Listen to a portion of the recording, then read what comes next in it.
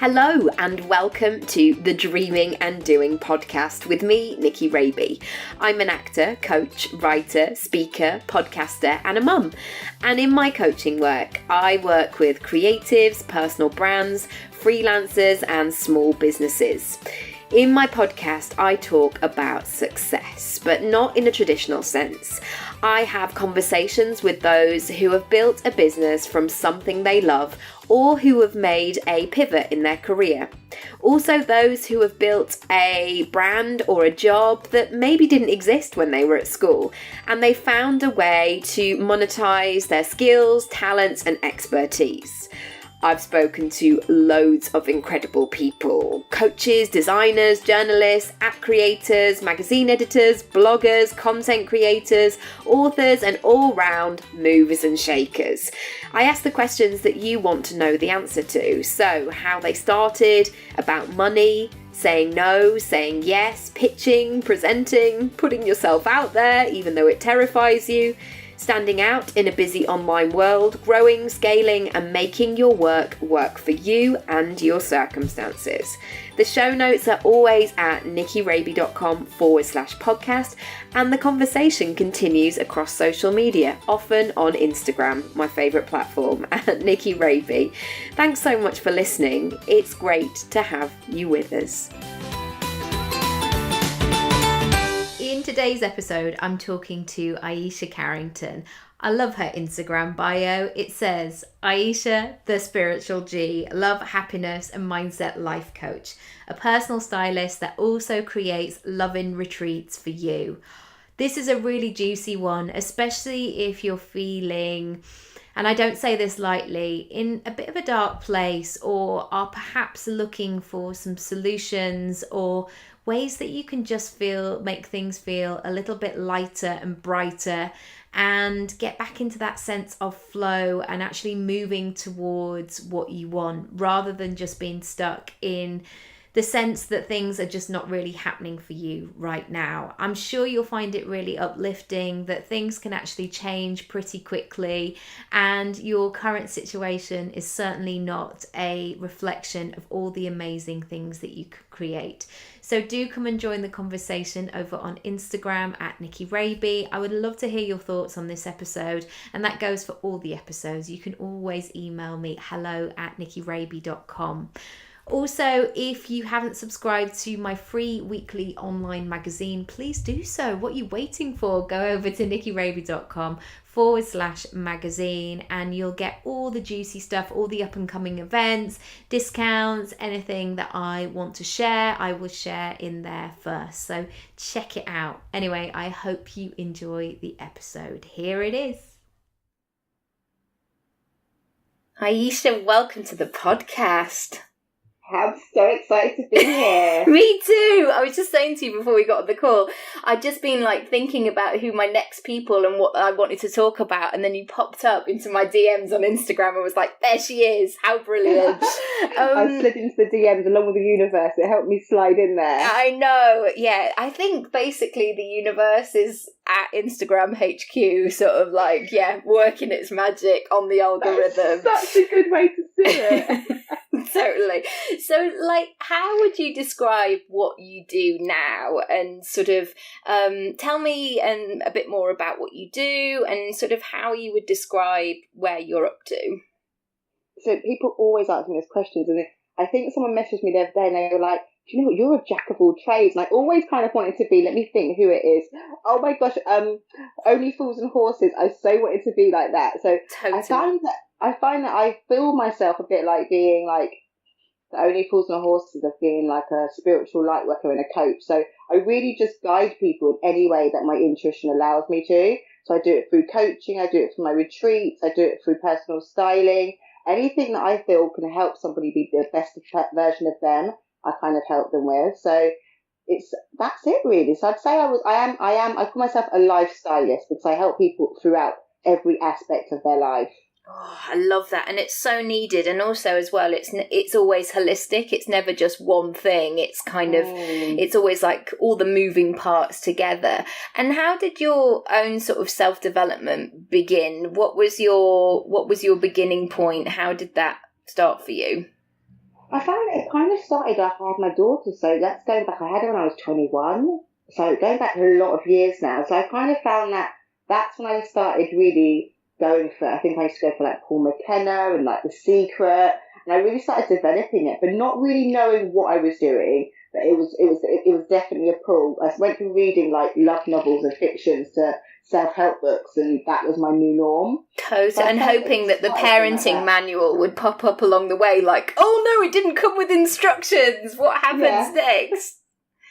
Then I found a life coach in Newcastle. I was about 22, and I was going through a split with my daughter's dad. And I found this life coach in Newcastle, and I was speaking to her, and she it was so cute back then. She didn't send emails. I would speak to her on the phone, and then she would send me a letter of everything we spoke about on the phone. Wow. Yeah, it was beautiful, and I was like, this is what I want to do.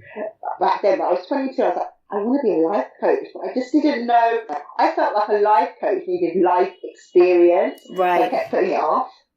Well, I think this is the thing, is that it's such a, and I was saying it on a podcast the other day, that when I qualified, or when, I sort of started this, I think people just thought I'd lost my mind, and that I was using it as some kind of, they were just like, but what is it? Like, is it therapy? Is it like, what are you trying to gain from it? And it is quite confusing if you don't know, but once you do know, you're like, that's the kind of magic for it. And do you know what you were sort of craving in searching in those books? Did you have an idea of, I guess, what was missing or what answers you needed?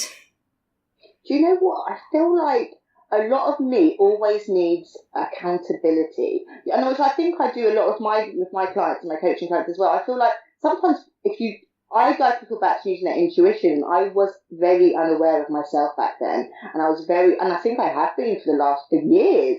And I had to have somebody, if you ask someone a question, and you might find it yourself as well, most of the people I work with, they know what they want, they know what they need to do, but they just need someone to say, yeah. Yeah, I think permission. That's what I was always searching for. I was always searching for someone to be like, I think I used to do Paul McKenna, and we used to do self-love in the mirror. And it was like, I was probably searching for self-love and just self-acceptance, and again, just using my intuition. I didn't know what it was back then.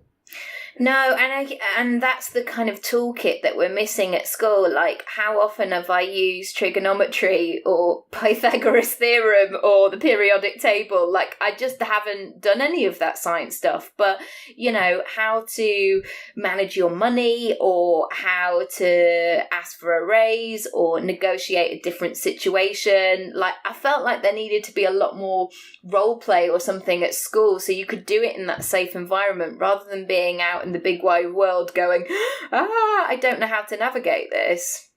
You're saying that, and when it's like, I really believe in universal signs and alignment, and for about 2016 I had this idea that I wanted to go into schools, and I've been, you're just fighting things, I've been fighting it since then. So when you said that, I was like, it's another sign. That's what it is. I'm desperate to go into schools and give them that knowledge, because I didn't get it. I can see it in my daughter herself. We're not getting that idea that we're learning self-help either now or 5 years ago. We're not learning it at school, and I feel if we did, we would be different people. You're so right. And also as well, school will tell you these sort of things that by the time you get to this age, or as long as you go to this university, or you get this particular grade, then you'll be all right. Whereas actually I've heard of people who have done all the things by the book and gone to the top uni and got 3 A's at A-levels or whatever, but they're still as effed up as the rest of us. Yeah, exactly. There is no cure for it in general, but knowing the tools that we know now, I know for a fact if I'd known them back then, I'd be a different person. Definitely. And how have you married that in terms of being a parent, but also creating and carving out this career for yourself? How have you created those opportunities? So, what the difference? Do you know what? I'm half only fools and horses, and I'm half a big kid, which I think he was as well, actually. So I love anything. I always said, I had a money coach this year, and he kept putting me in different directions. And I said, I know it sounds really silly, but unless it's fun, I don't want to do it. Ooh. So I started carving out a future, which is why I love personal styling, because I just felt like I was playing dressing up. So I was a personal stylist for 10 years, and I've been life coaching for, I don't know, maybe a year now, just under a year. And yeah, it was literally deciding that I just wanted to have fun, and I just wanted work to be fun. And if it wasn't fun, I couldn't really do it. That is so lovely. I that fun for myself. Definitely. And also, I think that's really great if you're listening as well, to really check in with what lights you up and what your own personal values are. Because I think as well, there's so much noise on the internet of like, just do these 3 things and then you will have this, this and this. Or like I said before we came on the call, people keep saying you should do a Facebook group. And ultimately, I just don't feel like that's the right path for me at this stage. And sort of giving yourself permission to really tap into those areas of yourself is so key. So key. Like, I had a conversation with him. I was like, I know that, I have money blocks. I know that I need to be more, I know where I want to go. I don't need help to know where I want to go. I know my destination, but I'm letting you know that if it's not fun, I don't want to get there. I even said to him, I only want to make money when it's fun. It sounds really silly, bills, everything else is not fun, but he gave me this card, and it was, I don't know if you've heard of it, it's a Monzo card. They also do another bank, I think it's called Sterling, and it let you put money into certain pots, it let you do savings accounts, and it alerted you every day. I thought, oh my god, making money is so fun with this card. And literally, if it's not fun, I can't do it. So even my coaching programs, I started making them up, and my friend was like, so basically you're just meeting people and acting like they're for your friends and helping them. And I was like, yeah. So with my coaching plans, I take people shopping, we go and stay in a hotel overnight, and I give them, tell them meditations and stuff. We go out to dinner. And my friend was like, why do you do all that? And I was like, because it's fun. Because it's fun.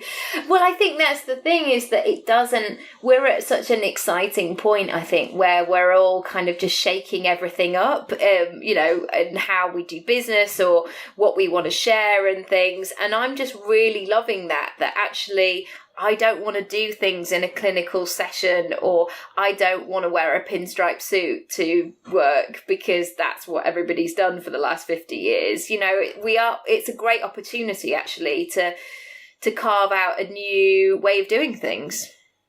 A bit like your podcast, because even now I would have been so nervous prior to that, which is why I asked you if I have any questions, but I'm getting so excited because it's flowing out of the ordinary and it is just fun. And you're right, that we have so many, I don't mean to be pessimists, that are like, Instagram's negative, or, everybody, you'll get people that are really upset that bloggers and influencers can make money doing what they love. And people really detest it because we're so ingrained that work has to be hard. Yes. That you have to be a grafter.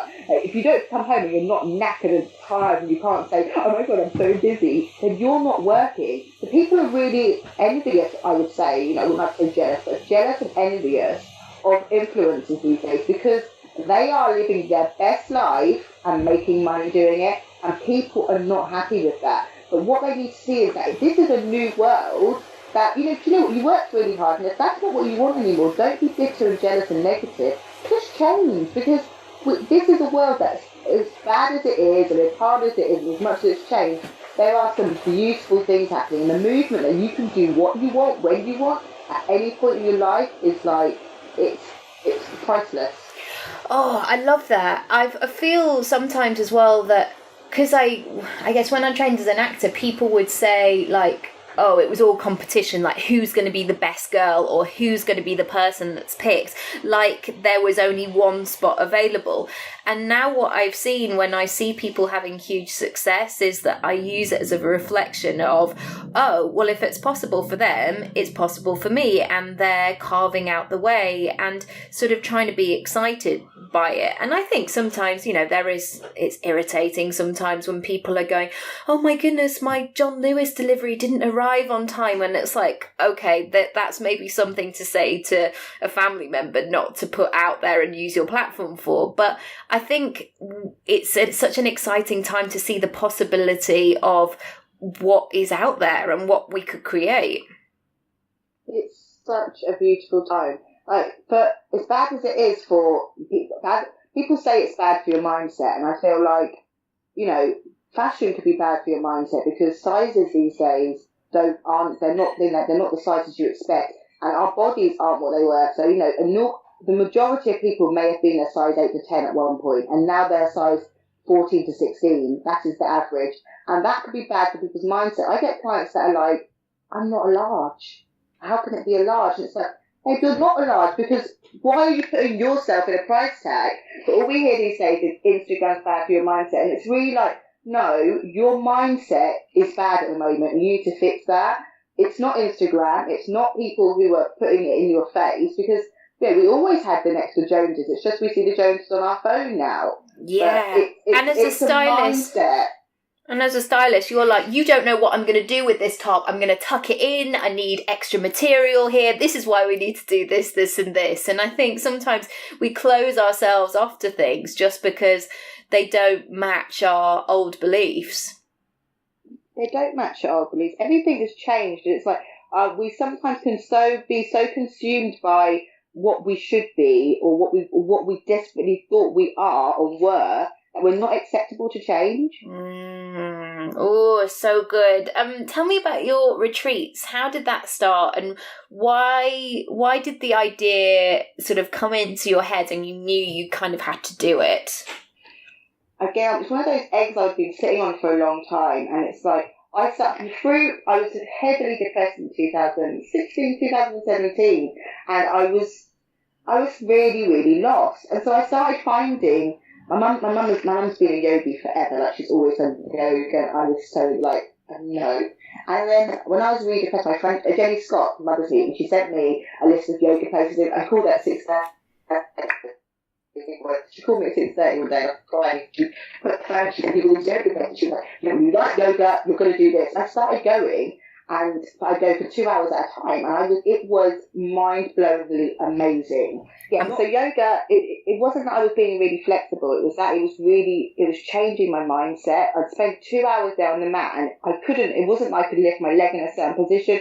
My mind was just in a place that was pure, peaceful, and beautiful. And I found meditation, and I was like, you just feel like people that are woohoo or like hippies. In your head, that's your typecast, and people think that that's what it is, and so people aren't trying these things. I know meditation has become so big at the moment, but people still think that even meditation, you have to not be thinking. So I started feeling like this is really helping me. I didn't take any medication when I was depressed. I literally just used yoga and meditation, and I was like, why do people not know about this? So I started, I'd be on the mat and I'd be meditating, and everything was telling me you need to start doing retreats. So I was just like, this is really weird. Like, what is this? I love travelling. And I thought, you know what, I really need to do retreats. So I started, so I organised a day retreat. It was a really dark place one day, and I organised it. And I think partly it was for myself, and partly it was because I wanted to help people that didn't know about it. But I wanted to help them in my way. So I wanted to basically find all my tribe that were my twins, that were like me, that liked music, that liked fashion, that liked dancing. And I wanted to go back to the garage in like the jungle days and just have that.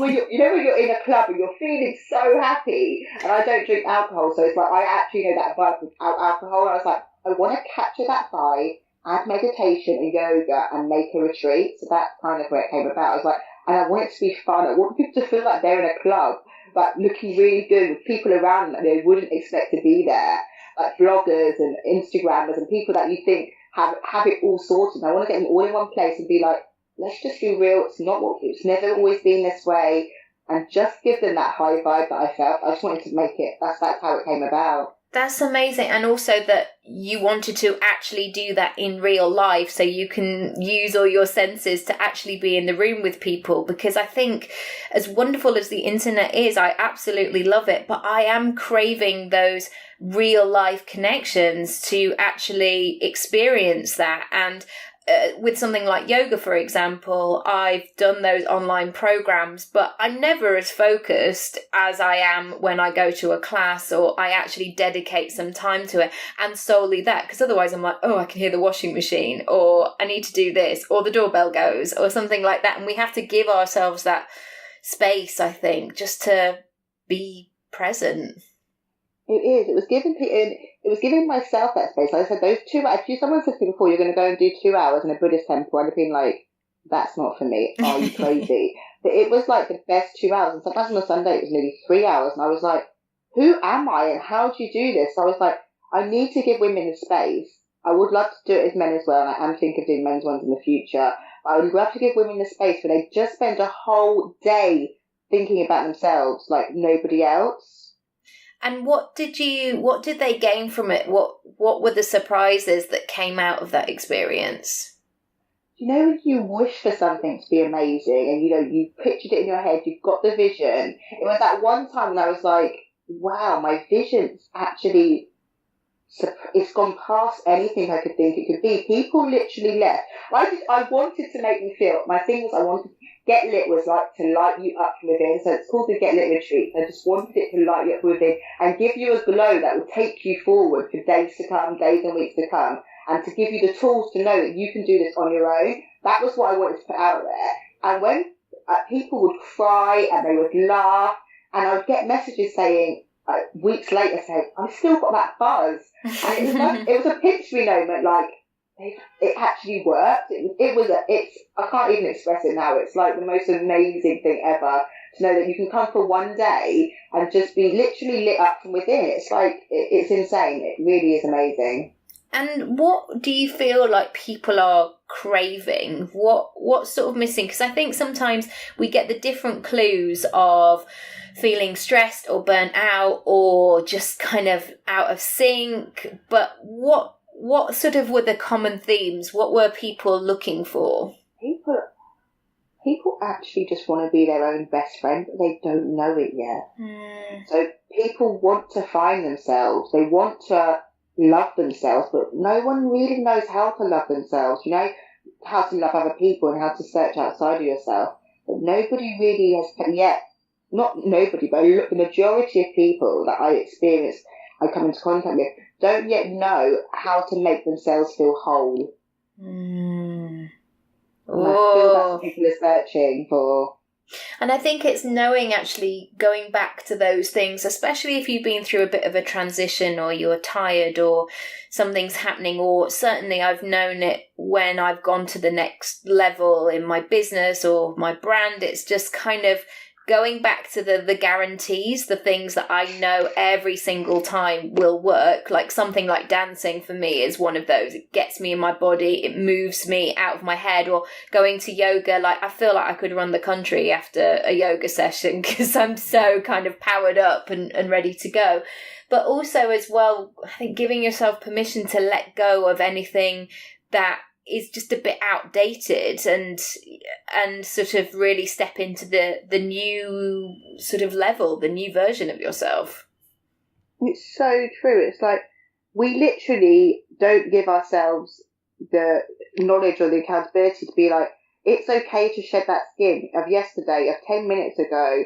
It's okay to not be that person anymore. And it doesn't mean that you're not you. I just think we are literally evolving. And if we just shed our skin, if we actually do shed our skin that quickly, seconds and minutes. Like you go on holiday, you come back, you'll see physically you're shedding your skin from your tan, and that happens on a daily basis. It happens emotionally. It happens in every aspect of us. But I don't think we yet realise or give ourselves credit for the fact that you can change that easily and that quickly. And it's okay. It's more evolving. It's knowing that you're evolving, not that you're like a different person. It's allowing yourself to evolve on a daily basis. Yeah, and just making sure that you're checking in with actually who that person is that you want to be. I've got this course that's been going on at the moment about visibility, and so many of my clients talk about this sort of set of rules that they live by that perhaps were presented to them by somebody else, whether it's where they fell in the family, like you're the eldest so you should do this, or you're the youngest so it's okay for you to be like that, or what they were good at school. And sometimes as well, when I meet clients, they're like, oh, I just don't want to do that, even though that somehow it's being plonked on my identity, but it's just not me, really. Yeah, and that's okay. But again, this is why I think people do need coaches, and it's not okay to always go to your friends, because you need to know that that's okay. You can evolve, or you can drop that expectation or that thing that you thought was you and it's not. Oh, yeah. And sort of, I guess, so how have you done that? How have you practically sort of moved forward and given yourself permission as you've gone through your own journey of this? I think when you come, I will have to say that it's awful being depressed and it's awful having mental illness, but it also, a bit like, I think it must be like if you have a really terminal illness, or you feel like, or you had that chance of being really ill. I think it gives you that, you hear of cancer patients that just changed their life around. I think when you get that space where you could have not been nearly here, yeah, you transition into a different life. I think that's it. I feel like with mental illnesses, people are still unaware of the fact that, people would maybe feel like, it's not cancer though, so you weren't going to die, but people don't always realise that when you are depressed and you are nearly in that suicidal zone, you physically could die. So I feel like when you transition through that space, you have to give yourself credit to be a different person and to know yourself differently, because you have to, unlike when you have an illness where it takes control of you, you have to take control of your mind and how it keeps you safe and keeps you alive. So I feel like that's the transition that makes you so much more aware. And did you find a way of, I guess, documenting that in terms of you knew that you were on track, or you knew that it was getting easier? Were there any tools that helped you to go, no, I am actually doing this? Because I think it's quite hard to quantify sometimes, and I always do it with my clients, of really getting specific on what that feeling better is, or how did that look like for you? I find journaling helps so much because you're on paper. If you're using the right questions, you can find out what's triggering you, what's changing you, and how you're growing and what you need to grow. So I find journaling helps so much. But again, I think that takes back to your intuition, because you two know, but getting it on paper and seeing it just clarifies that you know. And I also feel like it's just a journey of realising, okay, that was a horrific day, but I've got to the other end of it. Yeah. I can do it again. And I feel like it's tricking your mind to realise and remind your mind that was really bad, but I did it. But before, you can't see that you've done it, or you'll get out of it. I think once you've got out of it, again, if you get back into it again, it feels really hard. But you know that there will be a brighter day. And I feel like it sounds so cliche, but they're the only things that can help move you forward. Oh, I love that. I've done this weird thing with running recently, because running always used to trigger being in cross country, absolutely freezing as a kid, being forced to do it. But actually, when I do get in the rhythm of it, it is something that really helps me have a clearer sense of thought and stuff. But also there's a lot of resistance around it. And bizarrely, when I have a rubbish day, or I feel like I've got a big day that I need to tackle, I add running into the mix, which seems really sort of weird, but there's something about that if I can master that, then I can do anything else that I want to as well. What I'm not good at is just sort of sitting back and going, oh my goodness, this is all going to be awful. I've actually got to action it and try and find a flow with it. That's amazing. How do you think you always were like that, or do you think it's something that you just can't even help, that you have to do that because it helps you?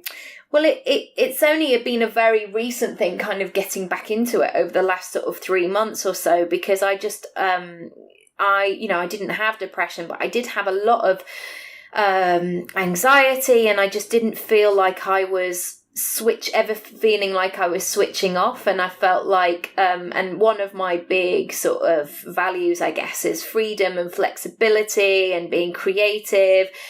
And when I became a mum and was busy all the time and had a child that didn't really sleep that much, I always felt like I had that sense of being available to all things all the time. And of course, if you're in that headspace, it's going to be really tricky to keep showing up like that, and something has to give. And so it was a conscious decision of going, right, I've got to do something that is going to be really focused and doing one thing at once. And it did really help. I mean, I'm not saying that I'm going to be lapping Paula Radcliffe at the London Marathon or anything like that. And if people saw me, they'd be like, wow, you're slow. But it's just been really meditative for me. And meditation works much better for me when I attach it to movement. And again, sometimes there's that sense of, well, I'm doing it wrong because I'm not sitting cross-legged and I'm not at a Buddhist centre. But like, you've got to find what works for you.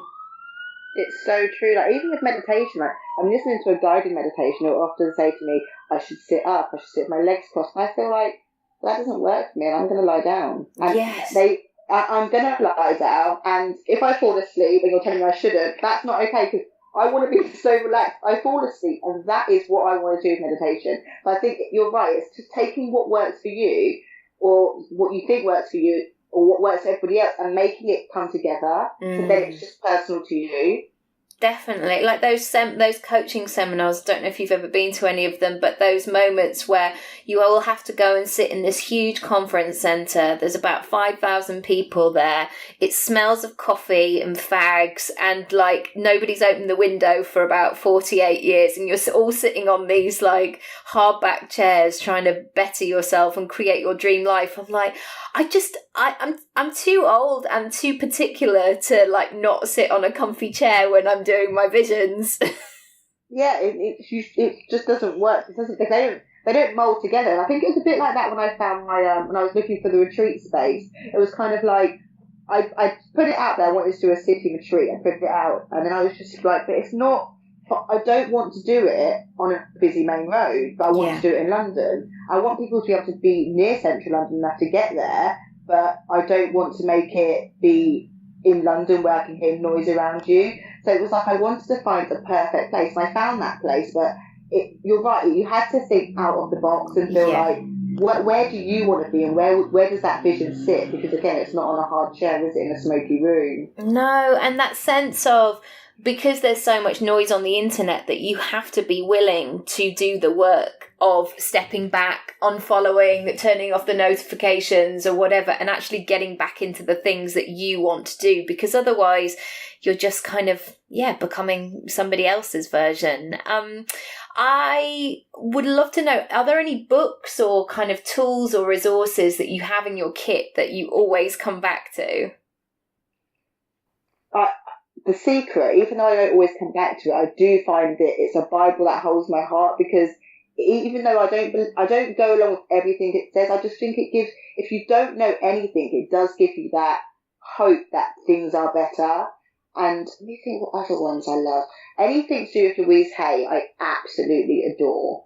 Yeah. I think whether it's her YouTube, whether it's her books, whether it's her emails, if you need something that's free, I find Louise Hay is absolutely amazing.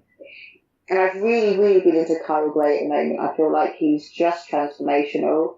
Do you know what it is? It's hearing a voice that isn't what you would expect it to be. So, do you know of Kyle Gray? I know of him, but I haven't. Does he do a lot of angel work? He does, but so for me, it was a bit like finding someone, which I feel like when you find books or when you do find people, you have to find someone that you're aligned with. And for me, I found like he was truly amazing, because he's younger than you expect somebody who's an angel, that works with angels, or is even in the self-help world, to be giving you advice from.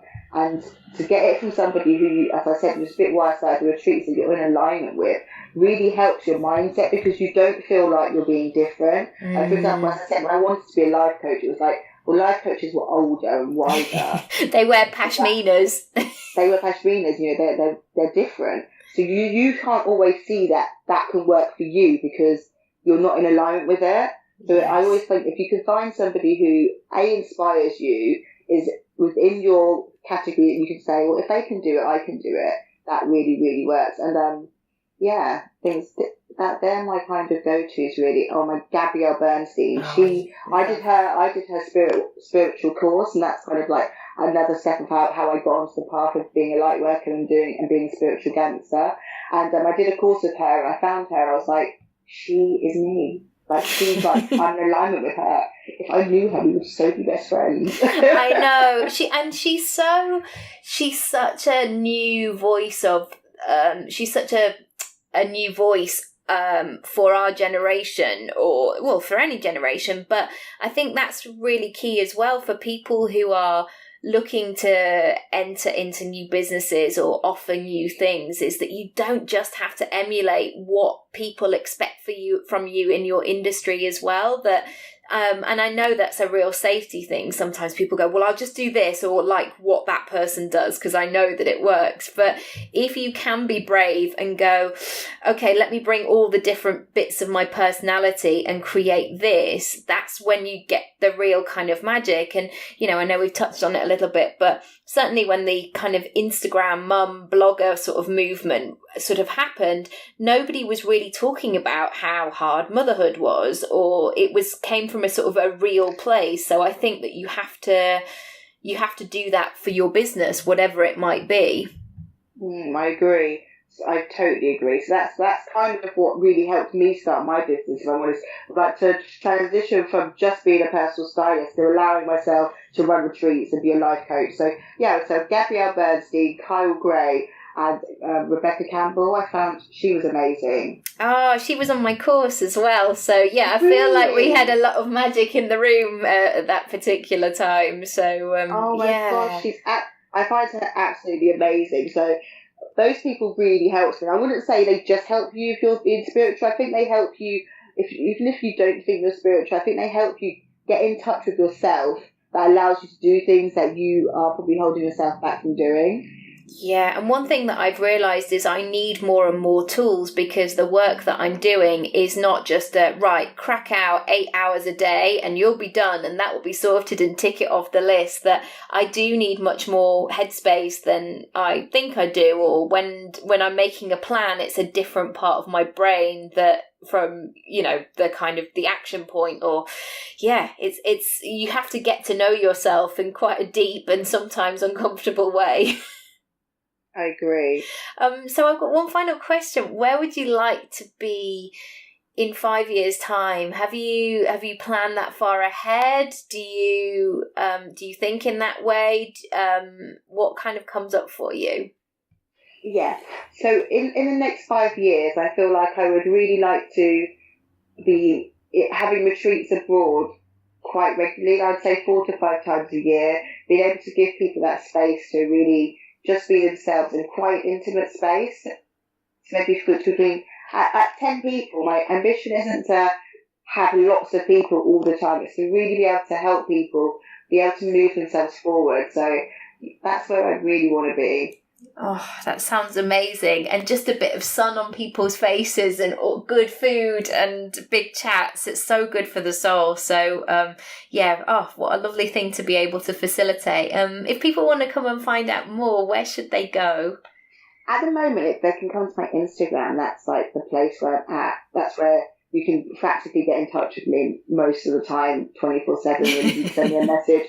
By the next day, you'll hear back from me. So I find, Instagram is where it's at, and it's Aisha Carrington _. Wonderful. Brilliant. Well, I have loved chatting so much. Thank you so much for sharing so much. And I think this is the thing with the podcast is I feel like I want to talk about lots of different facets of business and life as well. And hear from people in this lovely candid way. So thank you so much for sharing. Well, thank you for creating a space that's different. That actually, as I said, I've been so excited, and even the conversation, I know I talk quite fast, but that's because I've been so excited. So I'm really thanking you for creating a space that's different. Oh, thank you so much. I really appreciate that. Thank you. Take care. Bye. Bye-bye.